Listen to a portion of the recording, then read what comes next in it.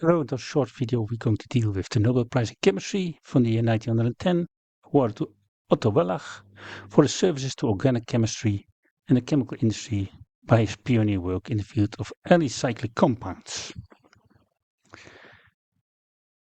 There's some information about this work coming from the official Nobel Prize site. Here you can see the link. Terpenes are a large and varied group of hydrocarbon compounds that exist in many fragrant substances in nature, including turpentine and other essential oils. In the 1880s, Otto Wallach surveyed such substances and developed methods for extracting different terpenes from mixtures. He showed that many substances were a mixture of a small number of terpenes and that terpenes can easily be altered and changed into each other. Wallach's work became significant with the chemical industry where essential oils are used in perfume and food. There's some biographical information also coming from the official Nobel Prize site. You can see the link later. This is summarized by me. It's not complete. It's quite long. In 1896 and 1870, that's Wallach of course, worked on the nutrition of bay naphthol. Easter 1817 found him in work with Kekulé. However, Wallach had to leave Bonn for military service in the Franco-Prussian War. After the war, he tried for the third time to establish himself in Berlin, working with a newly found firm Aktiengesellschaft für Anilinfabrikation, which translates as Action Society for Aniline Fabrication, later called AGFA. But his fragile health could not stand the noxious fumes of the factory, and in 1872 he returned to Bonn, where he stayed for 19 years. It was during this period that he discovered the iminochlorides by the action of phosphorus pentachloride on the acid amides. But when Kekulé drew his attention to the existence of an old forgotten cupboard full of bottles containing essential oil, he became absorbed in the matter, thus entering a field of study in which he was to be the eminent pioneer for more than a decade.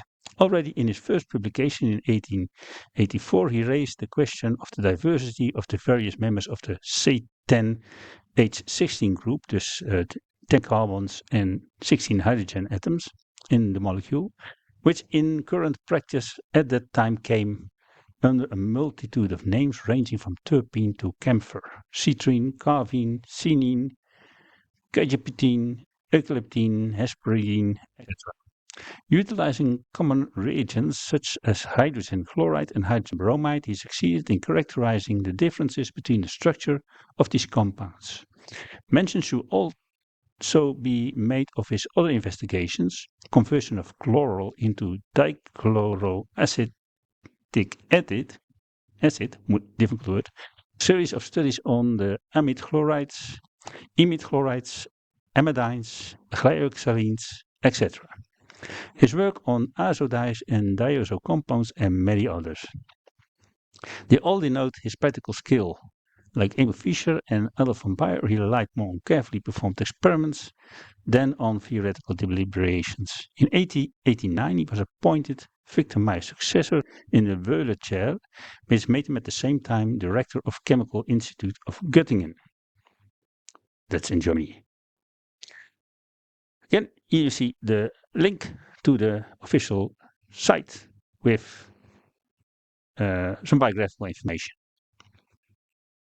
Here you see some of the compounds he investigated, in this case the cycloalkanes, 5 different versions of them. They all have a group of 1 carbon and 2 hydrogen atoms clustered, and here you see 3, here you see 4, here you see 5, here you see 6, and here you see 7, and here you see 8, which as you can see also has a structure in space. Here you see one of them again. Yeah, okay. Then the speed read also gives information on the laureate. From apples to ylang ylang, the range of scent and flowers that fill nature's vast garden of plants are formed chiefly from specific combinations of volatile organic compounds, known collectively as essential oils. For decades, the tools used in chemistry were all deemed ill-equipped to untangle these complex and unstable mixtures until Otto Wallach devised a way in which to reveal the essential virtues of plants. Through carefully controlled series of reactions with common laboratory reagents such as hydrogen chloride and hydrogen bromide, Wallach successfully characterized the key components from a wide range of essential oils and adduced their structures. In contrast to the widely held notion that the active components of essential oils from different plants must be chemically different from one another, Wallach found that many of these substances are remarkably similar, belonging to a class of compounds he called terpenes. These compounds are constructed from stitching various members of a basic chemical unit together. We saw it, one carbon, two hydrogens.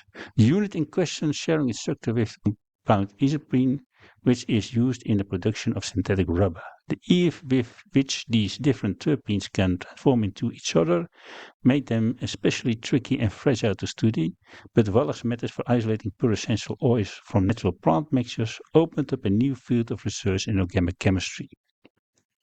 Chemists could now characterize increasing numbers of terpenes and closely related chemicals, which are all members of the group known as alicyclic compounds. Wallach's pioneering work had also a tremendous impact on the chemical industry. Traditionally, crude extracts of plant essential oil were used to create a wide assortment of medicines and perfumes. Armed with Wallach's method, chemists could begin to isolate active plant essential oils of medical or chemical interest, allowing them to manufacture synthetic cheaper version. Also, this speed rate information is coming from an official site. Here you see the link, but this was complete, this not so long. And finally, in this video, we go to the award ceremony speech by Professor O. Mentelius, summarized by me. The real speech is longer, the complete speech. As is well known, plants contain more or less strongly smelling components which play an important part in their vital function and particularly in their fecundation. These components from ancient times were always combined under the name of essential oils, an account of their volatility.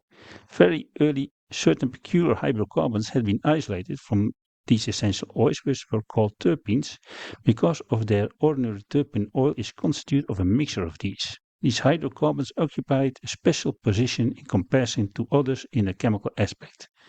They all had the same composition by percentage, and most of them even had the same molecular weight. They reached boiling point at approximately the same temperature.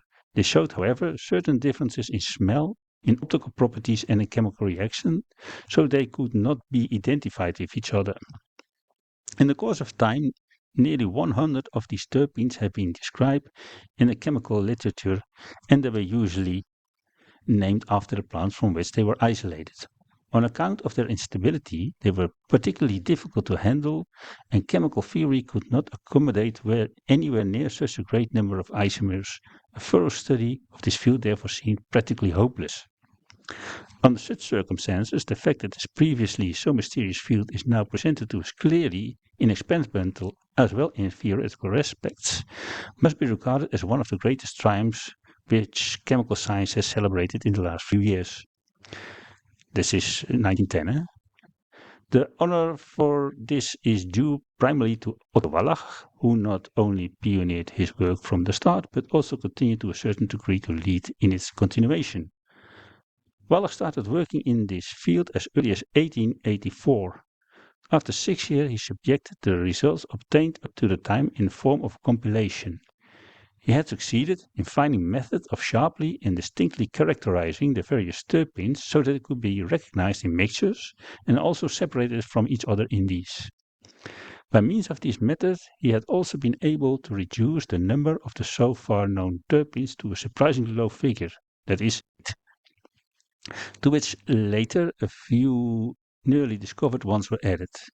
He had further proved that terpenes compounds very easily undergo changes, which in contact with even the most ordinary reagents and are transformed into each other, which makes investigations in the field of terpene chemistry especially difficult and delicate. By investigating as many compounds as possible, he succeeded in determining the principle, those conditions which excluded isomerization. He also developed the general technique for these investigations. For his pioneering work, Wallach opened a new field for research, which could be investigated further with good hope of success, and it is true that this field was immediately tackled by a great number of research scientists in various countries. Organic chemistry during the decade that followed was characterized by the study of so-called alicyclic compounds, on which the terpenes and the closely related types of camphor with their derivatives played the most important part. Wallach himself, by overcoming considerable difficulties with a moderate success and through perseverance, made continuous progress in the field opened up by himself. An extraordinarily large number of compounds were prepared by him, and he also determined their structure. Apart from terpenes proper, he also investigated, scientifically characterized various previously known or newly discovered natural products, such as alcohols, ketones, terpenes and polyterpenes belonging to the terpene series, which in part also of great significance in biological and technical respect. For this reason, the alicyclic series has, since the middle of the 80s, assumed such rise and importance as to make it equal of the other three main series within organic chemistry. Wallach contributed more towards this than any other research scientist. Wallach's research activity did not only decisively influence theoretical chemistry, but also chemical industry, namely the branch of the industry which processes essential oils. According to recently published statistics, annual productions of such preparations in Germany alone has risen from 12 million mark in 1885 to 45 to 50 million mark in 1910. Dus Wallach's scientific work contributed to this directly as well as indirectly by making the terpenes and the derivatives known and electrically determinable, whereby technology was provided with new methods of manufacturing and the previously often occurring adulterations of the raw materials, which were prevented. Okay, this was the awards ceremony speech, summarized by me, shortened a bit. If you want to complete a complete speech, follow this link.